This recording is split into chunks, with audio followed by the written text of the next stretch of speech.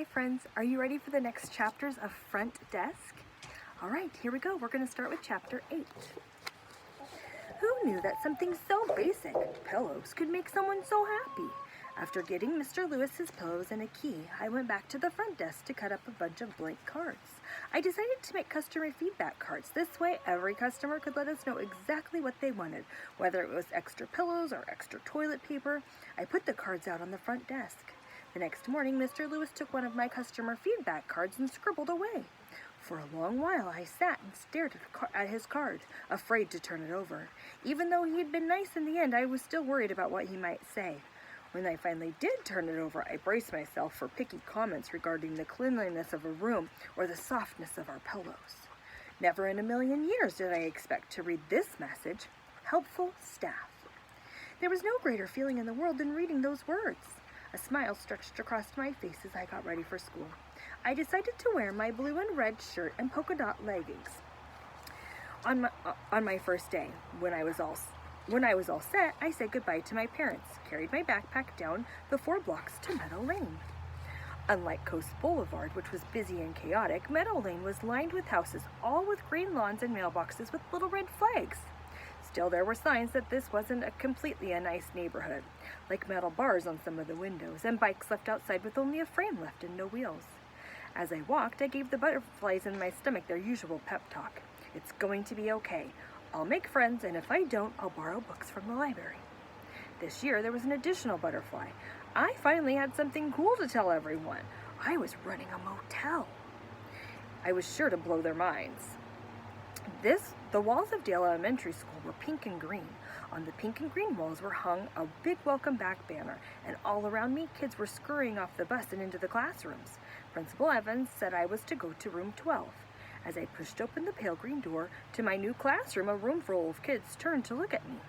A tall woman with red hair and big earrings spun around and waved. "You must be Mia," the teacher said. I nodded. "Welcome. I'm Miss Douglas," she said. "Please take a seat." I looked around the room. The seats in the back were already taken, and I didn't want to sit in the front. The other kids peered curiously at me. They were mostly white, but there were also a few black kids and Hispanic kids. No Asians. I took a seat in the middle of the room next to an empty desk and a poster on the wall that said, "Wanted, children who love reading." As more kids piled in, Mrs. Douglas asked us to go around the room and tell everyone something about ourselves. "Does it have to be big?" Or doesn't have to be big, she said. Just has to be something interesting. "Can it be weird?" someone asked. Mrs. Douglas' eyes opened wide. "I love weird," she exclaimed. We went in alphabetical order, so Alan Adelman had to go first. I watched as he agonized over something sufficiently weird.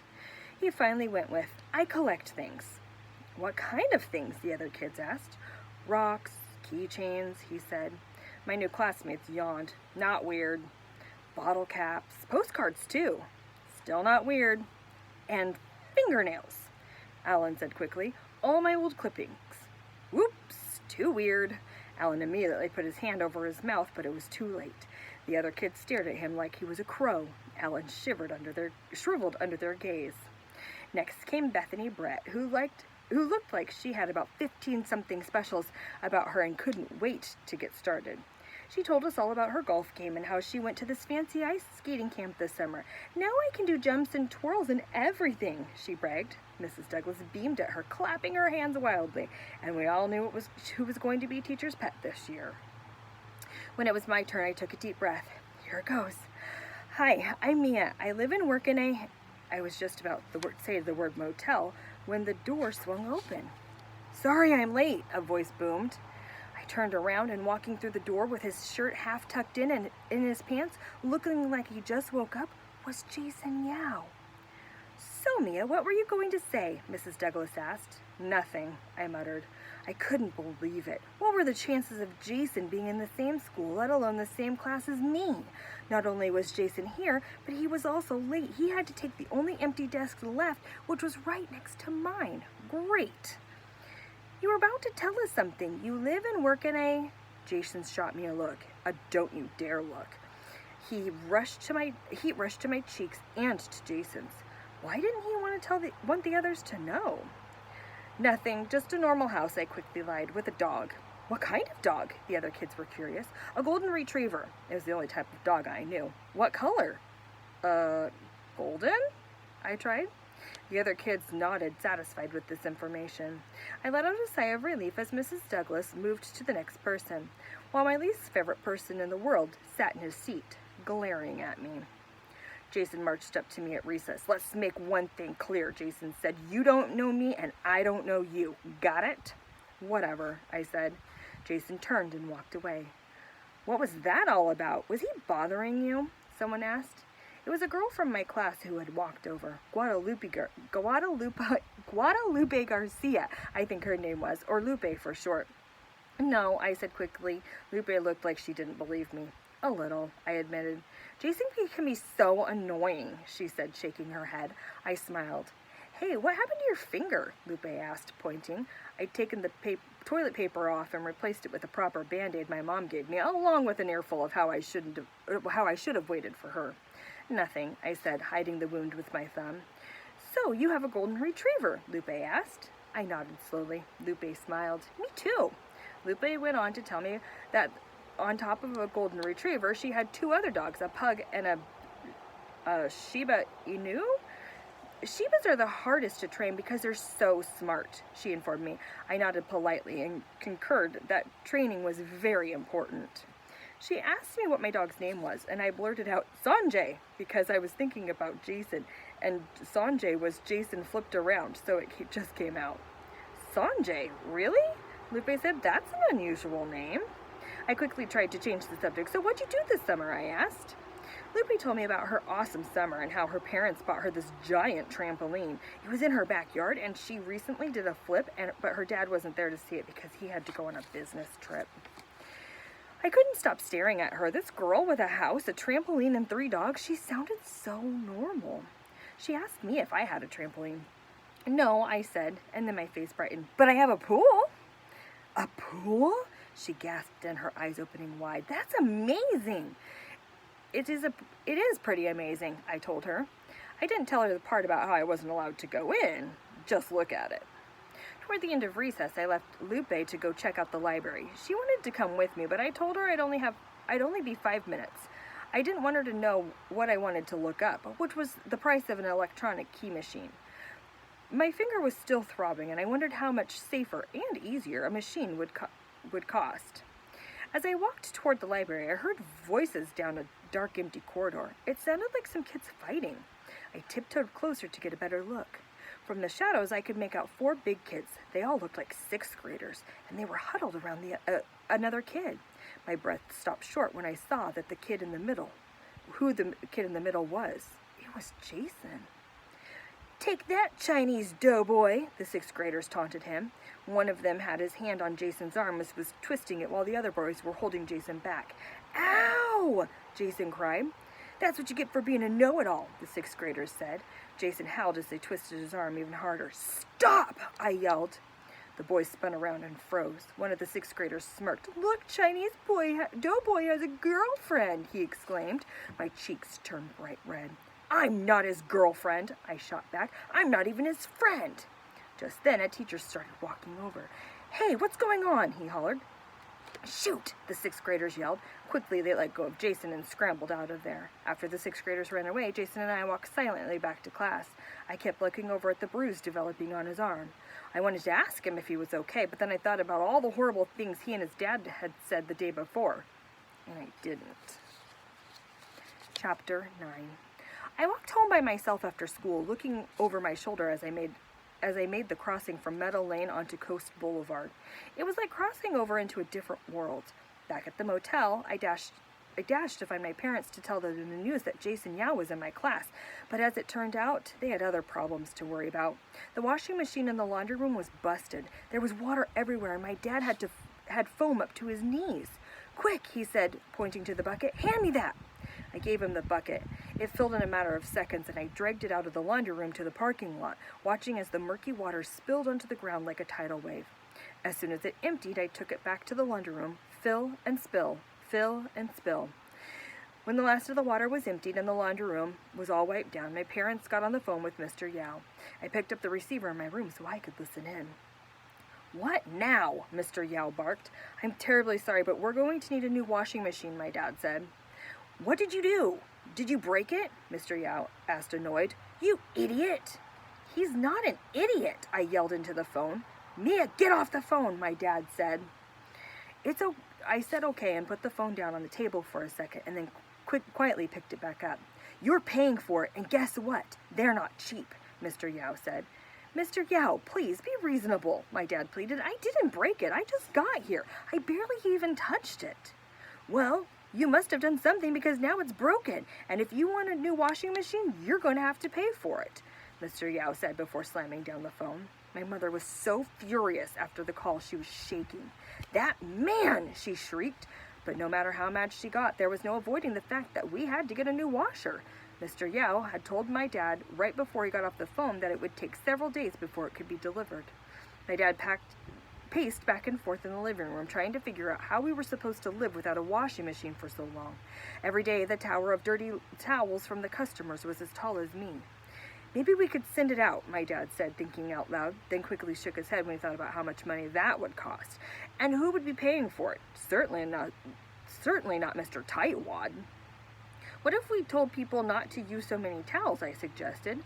Again, my dad shook his head. "We're a motel. We have to have towels," he said. With a sigh, he turned to my mom and said, "We're just going to have to wash them all by hand." My mom groaned, on top of all the other things they had to clean. It didn't take long before the laundry room was teeming with towels. There were piles and piles of them sitting in buckets on the floor, hanging on the door. Every time I walked by the laundry room, there seemed to be more of them, like the towels were meeting each other in the laundry room, getting married and having babies. I knew I had to do something, so I went around all the weeklies and explained the situation. They were all very sympathetic. They vowed to limit their towel usage to 1 towel a day until the new washer arrived. "Thanks so much for understanding," I said to Hank. He and Billy Bob were in Hank's room cooking burgers on Hank's hot plate. "No problem," Hank said, throwing patties onto the pan. Hold on. Excuse me. They didn't have enough ground beef, so Hank was taking a bunch of saltines and mushing them up, and then he added ground up cracker crumbs to his beef. I watched as he shaped the crumbly ground beef mixture expertly into more patties. "Wow, it looks like just real hamburger," I said to Hank. "Oh, sure, and it tastes like one too," he said, handing me a cooked one.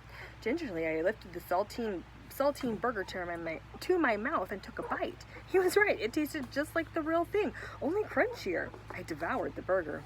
"I'm sorry you guys have to pay for the new washer," Hank said as he threw more patties onto the sizzling pan. "Typical Mr. Yao, squeezing us for every last penny." He handed me another saltine burger as I chewed. I thought about how nice it was that Hank lumped us together with the weeklies rather than Mr. Yao. Despite all of our efforts, the mountain of towels continued to grow at an alarming rate. There just wasn't enough time to wash all of them by hand every night. That Sunday, I promised to help my dad knock out a bunch of them. We put them into buckets, filled the buckets with water, and dumping in the laundry detergent. Then we sat down and scrubbed them by hand until our fingers turned into raisins. Even then, there were still dozens of dirty towels left. So many, in fact, that we soon ran out of buckets. We were going to have to go to the Home Depot and buy more buckets. My dad said, shaking his head. Buckets were $4.99 each. That was more than a Big Mac cost, and we couldn't even afford one of those. But I had an idea. I grabbed as many of the rest of the dirty towels as I could and ran toward one of the empty guest rooms. "Follow me," I said to my dad. I headed straight for the bathroom, where I dumped the dirty towels into the bathtub, ran the water, and sprinkled the laundry detergent. "But how are we going to scrub them?" My dad asked. I grinned at him and started rolling up my pants. As soon as my dad saw that, he smiled and started rolling his up too. We jumped in the tub together, water sloshing and splashing as the wet towels tickled our toes. We made so much noise, jumping and screaming and laughing, that my mom came to see what was going on. "What are you guys doing?" she asked. We froze when we saw her bracing for a lecture, but when I peeked at her face, I didn't find a frown. "Scoot over," she said. My mom started rolling up her pants. That afternoon, my parents and I hopped and hopped and hopped, laughing so hard that we soon forgot we were washing towels. Chapter 10. 2 days later, the new washing machine arrived while my dad and I were working, as I did an unexpected guest. Uncle Ming. Uncle Ming wasn't really my uncle. That's just what we called my family friends in China. But he had worked in the same hot, sweaty kitchen as my dad last year, and we hadn't seen him since then. How he managed to drive himself to Calvista, I don't know, because smoke was coming out from the hood of his car when he arrived, and the bumper was falling off. Uncle Ming himself actually looked worse than his car. He had a swollen black eye and bruises all over his cheeks and neck. "What happened to you?" my dad asked, rushing over to help his wounded friend inside. He led Uncle Ming into the kitchen. Uncle Ming winced as he slid into the chair, like it hurt even more to sit. "It's a long story," he said. His thick Beijing accent made me feel like I was back home. He lifted his puffy eyes and peered at my dad. "It's good to see you, old friend." My dad gave Uncle Ming a hug while I took out his things and put them inside one of the guest rooms. Room 1, the nicest one. When I got back, the two were deep in conversations, talking about sharks and all things. That was weird. I didn't want to disturb them, so I stood in the corridor listening. "But why, Ming? Why did you go to the loan sharks?" my dad asked. "I wasn't planning on it, but then I lost my job," Uncle Ming said, "and $100 turned into $500, and before I knew it, how much do you owe them?" $5,000, Uncle Ming said. His voice cracked as he said the number. My dad said a swear word in Chinese. "What do I do, buddy? They're going to kill me if I don't pay up," Uncle Ming cried.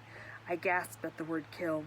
They both looked at me and immediately dropped the subject. They didn't bring up sharks or loans again the whole evening. That didn't stop me from thinking about it, though. After dinner, while my parents and Uncle Ming reminisced about China, I slipped out the back door. Hank wasn't in his room, but Billy Bob's lights were on. I peered inside and saw that the Weeklies were just starting another game of Monopoly. "Mia!" they exclaimed when Billy Bob opened up his door. "Come and join us." I grinned. I loved Monopoly. "Can I be the hat?" I asked them, plopping down on Billy Bob's bed. The hat in Monopoly looks nice. It looks like a rich man's hat. The shoe, on the other hand, looked like a poor man's shoe. "You can be anything you want," Billy Bob said, handing me the hat. He selected the race car for himself and an iron for Hank. Fred picked the wheelbarrow. Quickly, we set up the game. Billy Bob and Fred made the new bank. As we played, I turned to Hank and asked him if he knew anything about loan sharks. "Oh, that's nothing you want to get involved with," he said. "No sirree. You want to stay as far away as you can from that rabbit hole." He explained that a loan shark was someone who loaned people money with very high interest. "What's interest?" I asked him. "Interest is like a fee you pay to a person for borrowing the money. So if you want to borrow $10 from me, I would say, okay, but you have to give me $12 back. Otherwise, what do I get out of it? So that $2 is interest," he said. "But a loan shark?" Billy Bob jumped in. "A loan shark doesn't want $12 back. He wants $20 back, or even $50. $50? I asked. "What kind of people would agree to that?" "Desperate people," Hank said. "People who can't get loans anywhere else." "And what happens if they don't pay them back?" Hank sucked in air. "You don't want to know," he said. I turned to Fred. "They'll come find you," Fred said. "Beat you up, or worse." I felt myself go cold. Just then, Hank let out a squeal. "Hot diggity dog! Will you look at that? I own Pennsylvania Avenue and Park Place." Hank howled with glee. "Pay up, Mia. That'll be $50 a night." I handed him $50. Hank took the Monopoly money and kissed it. "Someday, Mia," he said softly. "Someday." "Someday what?" Billy Bob asked, chuckling. "You really own Pennsylvania Avenue and Park Place?" "Hey, it can happen. If it can't happen in Monopoly, why not in real life?" he insisted. "Isn't that right, Mia?" I looked at Hank. I had a feeling he was just going to try and make me feel good, but I thought I saw a glimmer of hope in his eye, too. "Right," I said quickly. All right, friends, that's the end of it for today. All right, we'll see you tomorrow.